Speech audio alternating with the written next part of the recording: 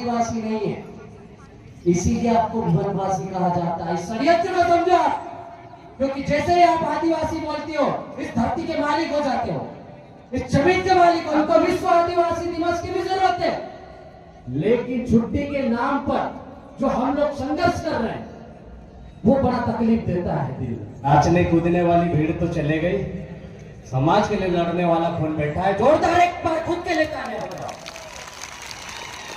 ये जो लोग बैठे हैं यही लोग समाज के लिए लड़ेंगे और बचाएंगे। जब बात जन जंगल जमीन की आती है, जब बात संवैधानिक हक अधिकारों की आती है, जब बात अपनी माँ की आती है, तो ऐसे लड़ाकू लोग होना चाहिए जो सुबह से लेकर शाम तक बैठे रहे, ना कि वैसे जो डीजे के नाम पर आते हैं और पीछे के पीछे भाग जाते हैं। हमको नहीं चाहिए ऐसे लोग। चाहिए क्या? समाज के लिए यदि एक दिन मिला है तो एक दिन समाज के नाम पर यहाँ पर बैठो, आपको कोई गलत नहीं बोलेगा। ये छोटे छोटे बच्चे देख रहे हैं हम लोग, देखो ये बैठे, ये महिलाएं बैठी है, ये भूखे प्यासे सुबह से बैठे हो। क्यों भाई? इनको किसी ने ठेका दिया है क्या? क्या इनको रोजी रोटी की मतलब चिंता नहीं है, या फिर इनके कोई दूसरे काम नहीं फुर्सती है यहाँ के बैठ गए? बिल्कुल नहीं, इनको सामाजिक चिंता है। इस समाज की अंतिम पीढ़ी जो दर दर भटक रही है, उनके शिक्षा, स्वास्थ्य, रोजगार की चिंता है, उनके संवैधानिक हक अधिकारों की चिंता है, उनकी जमीनों की चिंता है। और उसको बचाने के लिए हम लोग को इकट्ठा तो होना पड़ेगा। भले 9 अगस्त आए, 13 सितंबर आए, बिरसा मुंडा जयंती आए, चाहे पेंटा भील जयंती आए, शहादत दिवस आए, हर एक दिन हमारे लिए बहुत ही महत्वपूर्ण है। हम बहुत तकलीफ होती है जब पता चलता है, हमारा आंकड़ा सामने आता है कि अलीराजपुर संविधान में के 5 अनुभाग के 5 में अनुसूची 244 एक के तहत 5वीं अनुसूची क्षेत्र घोषित है। यहाँ पर 93% पॉपुलेशन आदिवासियों की है, और आदिवासी दिवस पर छुट्टी नहीं है। दुनिया भर की छुट्टियां हैं, आदिवासी दिवस पर नहीं है। इस देश में जिनकी जनसंख्या 0.30% है, जिनकी जनसंख्या 3% है, जिनकी जनसंख्या 5% है, 7% है, 10% है, सबके लिए छुट्टी है। उनके हर बार त्योहार पर छुट्टी है। जब आदिवासी की बात आती है तो कोई नहीं करता, तब हमको बार बार आवेदन देना पड़ता है, नेताओं के भी चक्कर काटने पड़ते हैं, जिला प्रशासन के यहाँ भी गुहार लगानी पड़ती है, और बार बार हम लोग जाके उनके पैर पकड़ते हैं, हाथ जोड़ते हैं कि छुट्टी करवा दो, छुट्टी करा दो। क्यों भाई? वो इसलिए कि हमारे समाज का पढ़ा लिखा जो अधिकारी कर्मचारी वर्ग है वो इसमें शामिल हो पाए। लेकिन हम देखते हैं हमारे क्षेत्र में क्या हाल है। आदिवासी दिवस के दिन में बैठकें आयोजित की जा रही है, कर्मचारियों की ड्यूटियां लगाई जा रही है। एक दिन आता है जिसको यूएनओ ने, यूएनओ कोई एक छोटा मोटा व्यक्ति नहीं है, एक संगठन नहीं है, एक देश नहीं है, ये पूरे विश्व के देशों का एक बाप है। जैसे घर में एक बाप रहता है और उसके सबके सामने चलती है और सुनना पड़ती है। यूएनओ ने घोषित किया 1993 से, हम मना रहे हैं 2013 से। कितने सालों बाद किसने षड्यंत्र रचा? क्यों नहीं पता चला आदिवासियों को? इतना बड़ा दिवस, ऊपर देखो संयुक्त राष्ट्र संघ यूएनओ द्वारा घोषित लिखा हुआ विश्व आदिवासी दिवस। मैं आपको बता दूं 1993 में भारत सरकार ने अपना प्रतिनिधित्व भेजा था, प्रतिनिधिमंडल यूएनओ में।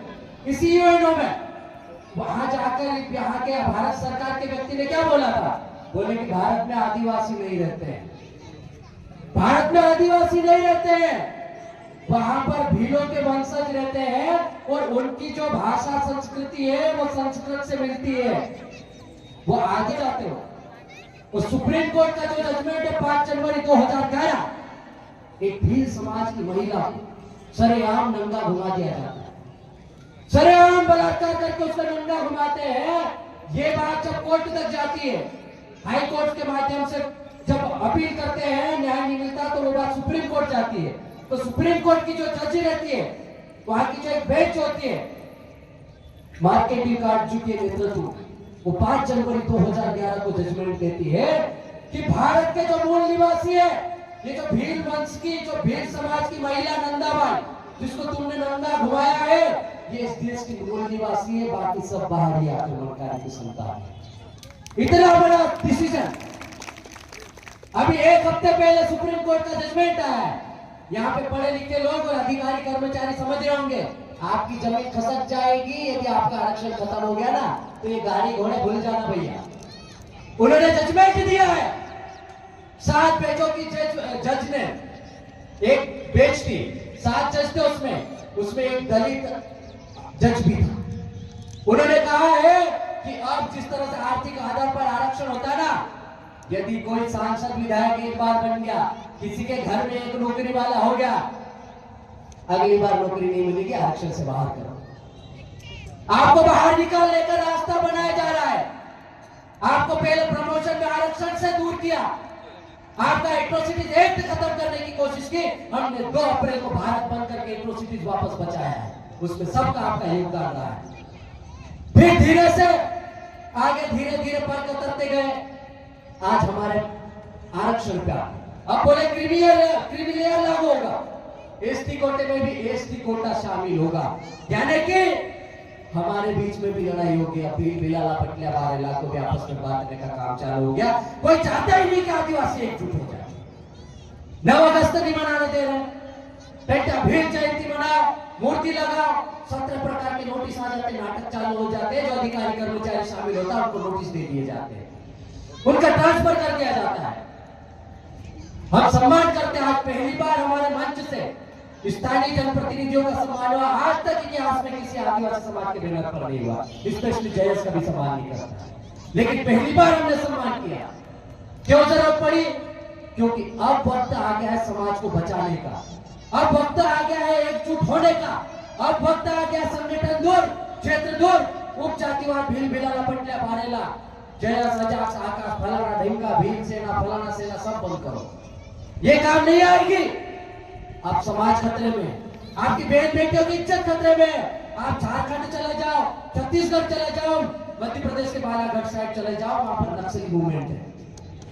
पूरे देश में, पूरे विश्व में कौन सी महिला बंदूक उठा के घूम रही है? आप पढ़ के देख लो इतिहास। कौन सी 10 साल की बच्ची या 12 साल की बच्ची के हाथ में बंदूक है? इतिहास उठा के देखो। आदिवासियों के सिवाय किसी गैर आदिवासी महिला या बहन बेटियां या छोटे छोटे बच्चों के हाथ में बंदूकें नहीं है। क्या कारण है?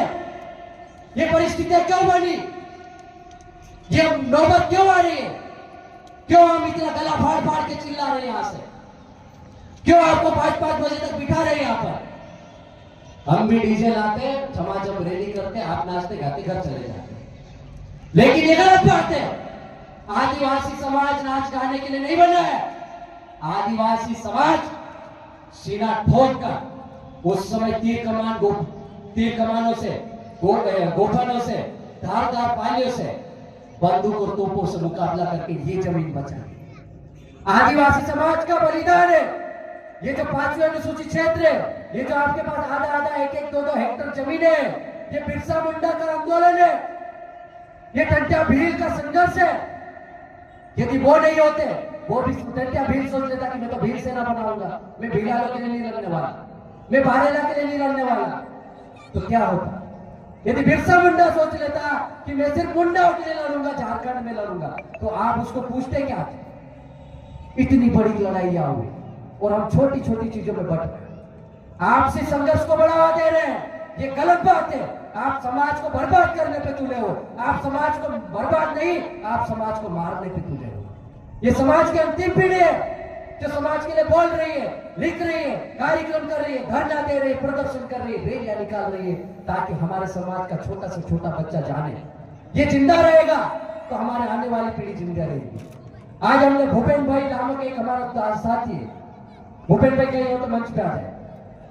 भोरदिया का भूपेन भाई बेरोजगार युवा है, पढ़ा लिखा बैचलर का ऊपर। आप भाई सरमामत इधर बताना चाह रहा हूं। इसके भाई जिला पंचायत में अच्छी पोस्ट पे है और इन्होंने जब सेमल पार्टी में मकान बनाया तो इन्होंने, ये भूपेन भाई, इन्होंने जब मकान बनाया, आजकल हम छोटा सा भूमि पूजन भी करते हैं तो कहीं कौन से बड़े को वो चोटी वाले एंटीना वाले को ले आते हैं।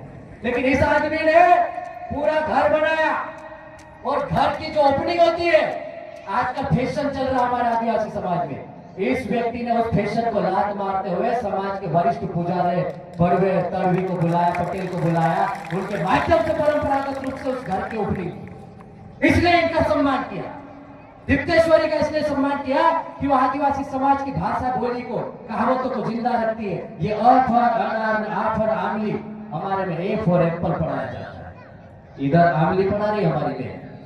तो यही लोग हम जिंदा रखना चाहते हैं हमारे समाज को। क्या हाल है यार हमारे समाज का। भारत देश का प्रतिनिधि मंडल यूएनओ में जाके बोलता है कि आदिवासी नहीं है, और ये आदिवासी क्या कर रहा है? आप आदिवासी नहीं हो क्या? हो कि नहीं हो? सरकार कोई भी आए, संगठन कोई भी आए, कोई भी नहीं चाहता कि आदिवासी दिवस मनाए, कोई भी नहीं चाहता कि आदिवासी एकजुट हो। ने આપણે વાળા એક કહાવતમાં છે, આપણે આપણે હસી ડાકલી કોણ કહી દે, ખરી વાત કે નહીં? તે જે પાર્ટી વાળા હસી વાત કરે, मैं आवेश ते मारी पार्टी जिंदाबाद, बोलो आवे ते मारी पार्टी घणी वार काम कर रही। अबे जमीन जा रही है, समाज मर रहा है, आरक्षण खत्म हो रहा है, हम दर दर भटक रहे हैं ज्ञापन लेके, कोई सुनने वाला नहीं। अब तो एक हो जाओ। हम लोग बार बार बोल रहे हैं, आपका मान सम्मान कर रहे हैं, आपके घर जाकर निमंत्रण दे रहे हैं, इसीलिए कर रहे हैं कि हमसे कोई गलती हुई होगी पिछले 10.5 साल पहले, हम उस गलती को सुधारना चाहते हैं। लेकिन आप इस समाज के मंच पर आए, गैर आदिवासियों के मंच पर जाते हो, भाई भाई जैसे एक ही गले में हाथ डाल के खूब नाचते हो, लेकिन जब आदिवासी समाज की बात आती है तो सारे नेता पर्दे के पीछे से गायब हो जाते हैं, जैसे कि हम उसको काट खाएंगे।